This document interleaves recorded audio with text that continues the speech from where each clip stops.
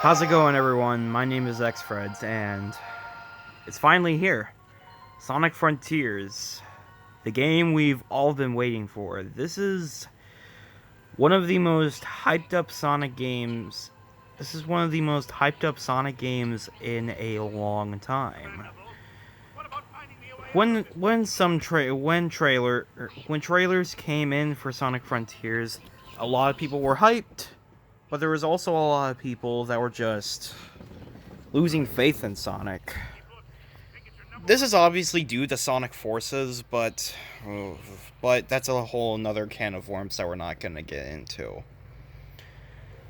But what we are going to get into is this game. Yeah. Now if you saw my community posts on Sonic Frontiers, you already know that I love this game. I love this game quite a lot.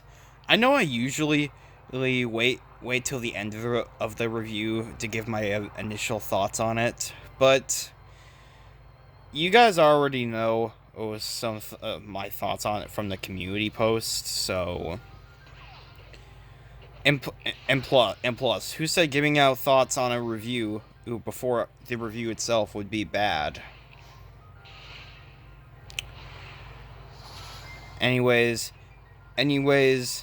yeah. This is certainly one of the best Sonic games we've had in years. Better than, seriously, better than the adventure games, better than Sonic 3 and K, and certainly better than Generations and Unleashed. Probably better than Sonic Mania even. Yes, I did just say that. Now I'm going to be going over the story, and I'll try not to make the story explanation to be as long as the other ones, so just bear with me here. Okay, so how the story begins is how you would expect it, except it isn't. Eggman decided to go to the Sky Sanctuary, but some unknown creature sucked him into a cyberspace, to some sort of to a place called cyberspace, which I'll get into a little bit. Now after that, Tails, Amy, and Sonic decided to go after the Chaos Emeralds again, but during their adventure, they discovered something quite off with the tornado. The tornado was functioning like crazy, but it was nothing too dandy. Tails got it back running until a portal came in and sucked them all to a mysterious world. And yeah, this is where the action begins. Sonic has moved to cyberspace, although a different area in cyberspace, where he gets it's a familiar face with, you guessed it, Green Hill Zone. Seriously, Sonic Team, quit reusing old zones again and again and again, and please add more new zones. You have no good reason to stop making original levels.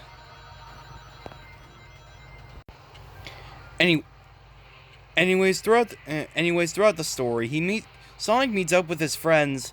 It's Amy, Knuckles, and Tails. Decide in that specific order.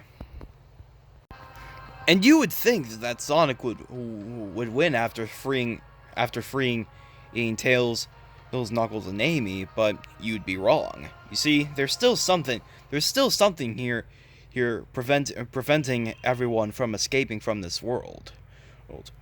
The main enemy in this game, known as Sage, which is trying to find friendship, which is trying to appeal to his father, Dr. Eggman.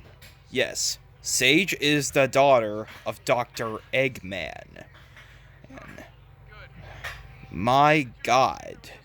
It, attention to detail that is. Anyways, Sage's purpose in Sonic Frontiers is to appeal his father and trying to keep the island safe, while trying to change Sonic and his friends' mindsets, but then realizes at the end that everything is gone completely wrong. Anyways, back to the main point. Sonic and his friends are still trapped in around these islands, and they have to find their way, and they have to find their and Sonic has to explore his surroundings much more in order to get through these last two islands.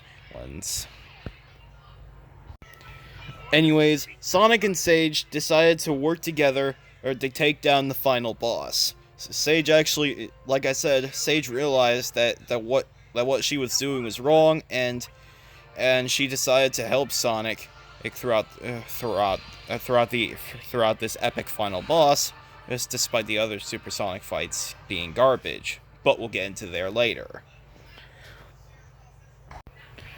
I know it doesn't sound nearly as much as what I said, but hear me out. Sonic Frontiers' story is the best story in the entire series. Don't at me.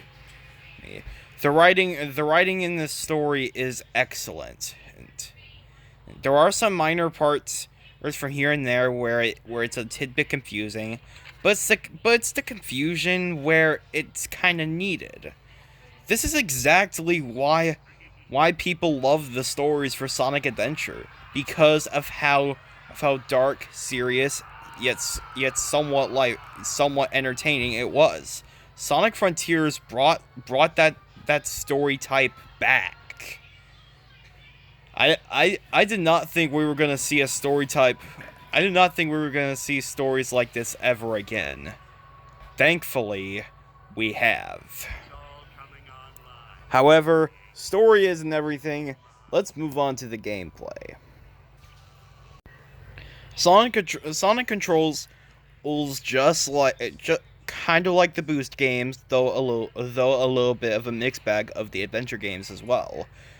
Mostly the combined controls from Sonic Adventure 1 and Sonic Colors, with the homing attack on a different button from Sonic, like it was in Sonic Unleashed.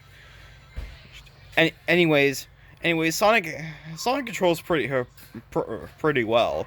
Oh, and these are actually some of the most smooth controls that we've gotten in a long time. And while there are some minor automated moments from here and there, you feel Sonic Frontiers in this game, you feel free, and because of the open worldness, you are allowed to explore any part of the you are allowed to explore any part of the island any way you want. Stuff like this is great, and I'm so happy that we've finally gotten a true open world Sonic game. The closest thing we did have to that was Sonic Adventure and Sonic Unleashed, but Hub Worlds wasn't really shined that often. And that being said, the open world is fantastic, and the cool thing about Sonic Controls is that the homing attack, you don't actually have to jump on enemies or a certain object to use it. You can just use the homing attack on its. You can just use the homing attack without jumping. Stuff like that is great, and it makes it, and it just literally just states what I said about Sonic being literally free in this game. You are allowed to explore the island as much as you are allowed to explore this island as much as you fucking please. However, there is a certain part of Sonic Frontiers that isn't very appreciated. And that part of the game is cyberspace.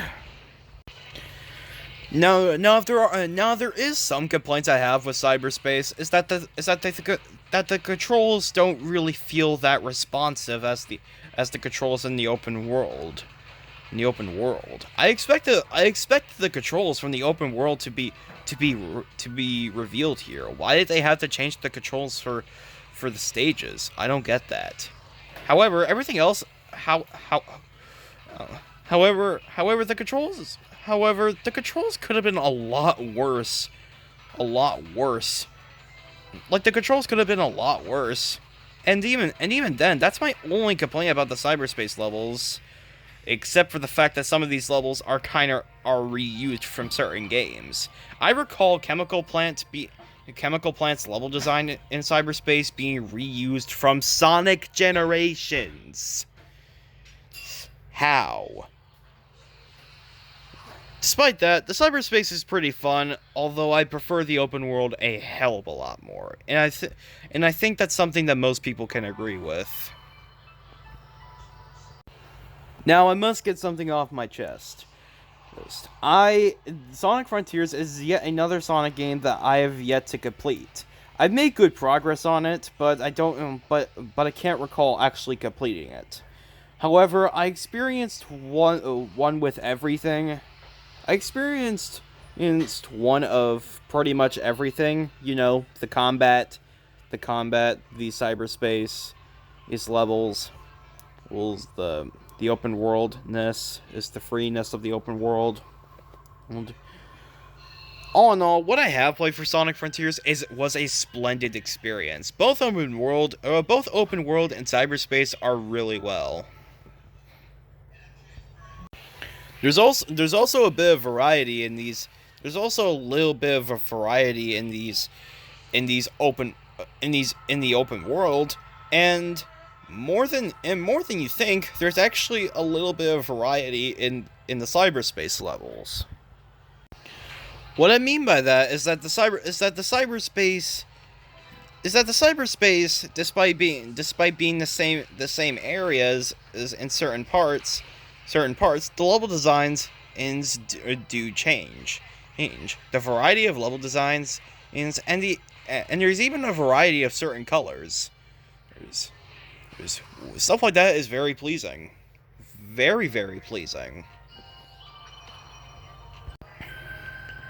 And while we're on the subject of variety, allow me to explain how wonderful Sonic's new abilities are in this game. The combat works amazingly.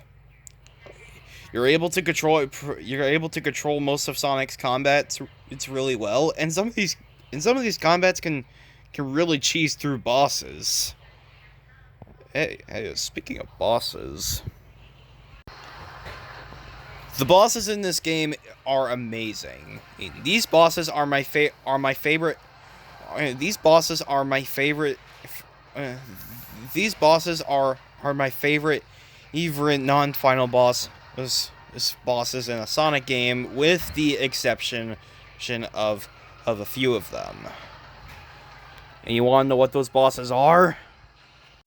These nightmare fuel supersonic boss fights. I'm not joking when I say this. Supersonic's boss fights in this game are horrible. With the exception of the final boss, which even that one is not even one of my personal favorite final bosses. These final bosses are just, my god, I really hate these hate these supersonic boss fights so much. My god. And they drag on way too long as well. There are certain ways where you can make them a little shorter than usual. But even still, my god. This is just awful. But even then, all the other bosses, every other boss in this game is really good. In fact, despite all the other supersonic boss fights sucking, the final boss that requires supersonic is actually really good. Really good. And the graphics, honestly, these are admittedly very pleasing. And you don't have to speed through everything in order to admire of how beautiful these stages are, how beautiful the open world and these cyberspace levels are. Or these are honestly some of the best graphics I've seen in a Sonic game in a while. Oh. Like, I'm not even joking. This game looks good. Like, really good. I also love the soundtrack. In fact, I think this is one of my personal favorite soundtracks in the Sonic series as well. Probably the best. Seriously, you gotta listen to the entire. Oh my god. The entirety of I'm Here is such a spectacular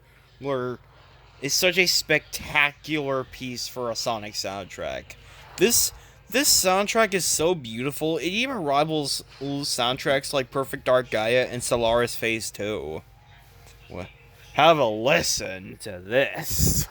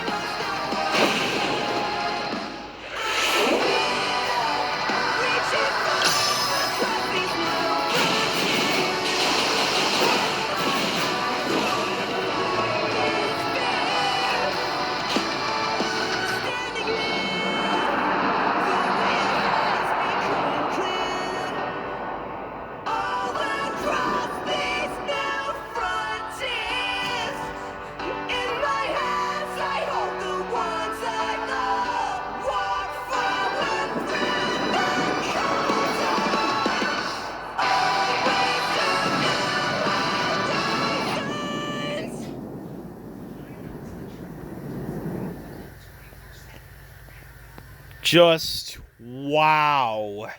This is easily the best soundtrack that Sonic has had in years. Like, my God, this soundtrack is so beautiful.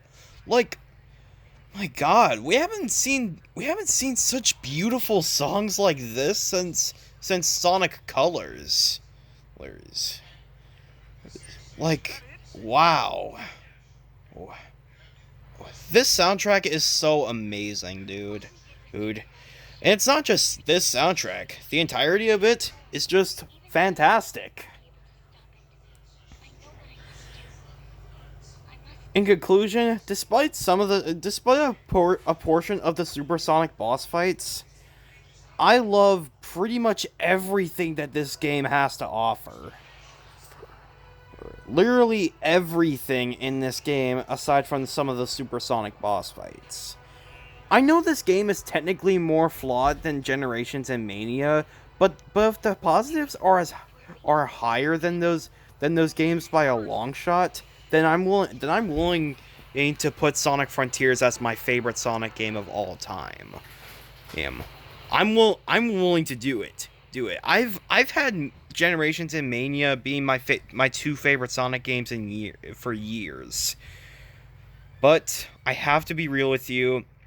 Sonic Frontiers is legit better than those two games. I'll forever respect Unleashed, Generations, and Mania for making me love Sonic the Hedgehog as much as I do now. But if I was saying that those games are better than Frontiers, I'd be lying to you. And I'm not trying, and I ain't lying in a review. In conclusion, Sonic Frontiers is an amazing Sonic game that brought back the Sonic community up. Well, most of it. There are still some toxic adventure fans out there that are just willing to not give any game a chance. But if we're talking about most of the Sonic community, are willing to give Frontiers a chance, and we took the chance, and we all loved it. I'm so happy that Sonic Frontiers has actually gotten a good response because due to the wave of Sonic Forces, I was also kind of concerned about Sonic Frontiers, but wow, this game is amazing. Like this is the best 3D Sonic game since Sonic Generations. The best Sonic game, in fact. I would love to see I would love to see a Sonic Team do this playstyle again. And this playstyle is too good to not be put in the library of good Sonic playstyles. Even IGN saw this as a pretty good game at the very least. And IGN is known for recommending certain video games. They were actually able to recommend Sonic Frontiers for the most part, and that makes me happy, really happy, because I thought Sonic Forces was gonna leave a big impact to the series like 06 did with the fan base. But you know what? Most of us were able to look past it. While there are some of us that just can't control ourselves, I still love Sonic the Hedgehog so much. And Sonic Frontiers really does show that. This is literal. Everything about this game makes me happy. Almost too happy. I mean, and the supersonic boss fights were, and the fact that the supersonic boss fights were legit the only thing that I hated about this game. If I'm still able to love every single bit a bit of everything else about the game, then I'm willing to love it. But it has the best story. It has the best story, gameplay, soundtrack, bosses is other than Supersonic, and the best graphics and music. Everything I want in a Sonic game, ever wanted in a Sonic game. And my brother Smelly Shoebrush, he loved this game when he first played it too. When both we loved this game so much.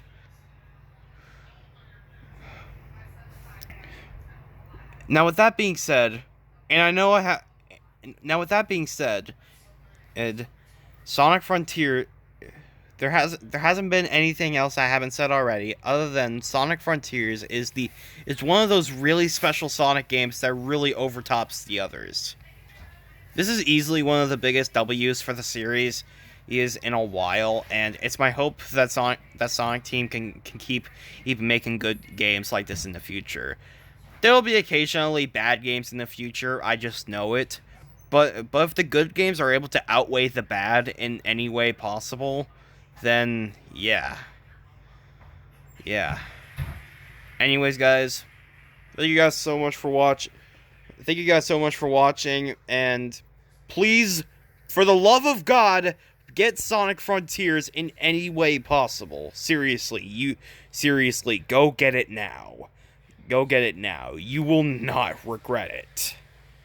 Anyways, guys, I'll see you guys in the next one. Goodbye!